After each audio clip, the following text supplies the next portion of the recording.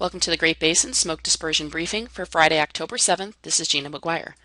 Over the last week, the image on the left shows the precipitation we have seen across the Great Basin, with really the only appreciable amount of rain or snowfall occurring across Idaho into Wyoming. The rest of the Great Basin, even areas that have seen some precipitation, this has been well below normal for this time of year. Over the last 30 days, the image on the right shows that we have had above normal precipitation over central and northeast Nevada, up into Idaho, Wyoming, and parts of Utah. We've still seen very dry conditions continue over southern Nevada, and definitely well below normal precipitation still over western and northwest Nevada, up into southwest Idaho. Looking at the satellite loop from this morning, we can see generally clear skies across much of Nevada and Utah and the Arizona Strip, with a low pressure system moving east up into southwest Canada.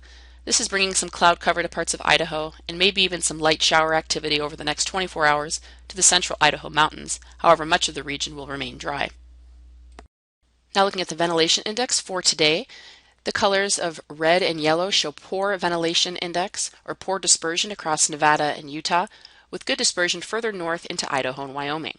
Now we'll look at exactly why these numbers are the case. Looking at the transport winds on the left, we can still see very light winds across Nevada, Utah, and the Arizona Strip, and gustier winds up across central Idaho into northwest Wyoming out ahead of that storm system. Also, we have fairly good mixing heights further north across Idaho, with a little bit more poor mixing heights further south. So again, this shows us why we have good ventilation in the north and poor ventilation further south. On Saturday, we'll see this ridge of high pressure still dominate the southern half of the Great Basin, with gustier winds out ahead of that storm system and some moisture moving into central Idaho. So we may see a few showers on Saturday. Looking at our ventilation index on Saturday, and we see generally poor ventilation over parts of Nevada and Utah and a little bit better ventilation as we move further north near that storm system. Again on Saturday, we'll still see some breezy winds out across central Idaho, but will be weaker than what we will see today, but still very light winds over the rest of the southern two-thirds of the Great Basin. Our mixing heights on the right show generally poor mixing heights in the valleys, with slightly better mixing heights in the higher elevations. Looking on Sunday, we see this ridge building a little bit more across the Great Basin, however still some influence from the system up north in the central Idaho area.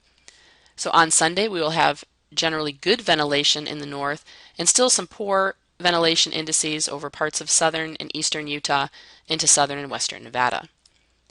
On Sunday, again, still this light wind pattern is in place over Nevada and Utah, with still some breezier winds up across the north. On Sunday, the mixing heights start to improve now over the southern half of Nevada, but still remain somewhat low over parts of the valleys of Idaho into eastern Utah. Now if you look at the Utah Forecast Clearing Index for the next 3 days, and we can see by the bluer and purplish shadings the low clearing index over much of the state today, we will see some improvement in southwest Utah on Saturday, and again on Sunday over southwest and central Utah, especially in the higher elevations, but still low clearing index in the northwest and southeast portion of the state. Over the next 3 days, the only precipitation we'll see will be over parts of the central Idaho mountains, and possibly later this weekend over parts of far southeast Utah. Now looking ahead into next week, we will see a significant change in weather pattern across the Great Basin. First, on Monday, we may see a little moisture move into parts of the southern half of Nevada and Utah for some lighter shower activity, and our ventilation index will really improve across the state as we see a little bit more southwest wind flow, with still poor dispersion over the far south. As we move into Tuesday and we see a storm system moving in off the west coast, we will get maybe a little bit more wind flow and some precipitation over the eastern half of the Great Basin, with generally good ventilation with the exception of parts of Nevada and Utah and into far southwest Idaho.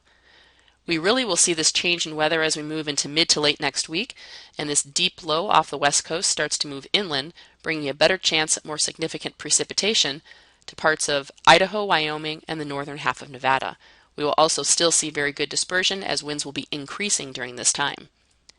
On Thursday, we also might see some precipitation spread further east over really the northern two-thirds of the Great Basin with good ventilation, however still poor dispersion over parts of southern Nevada into the Arizona Strip as these winds will be lighter and most of the moisture will be confined further north.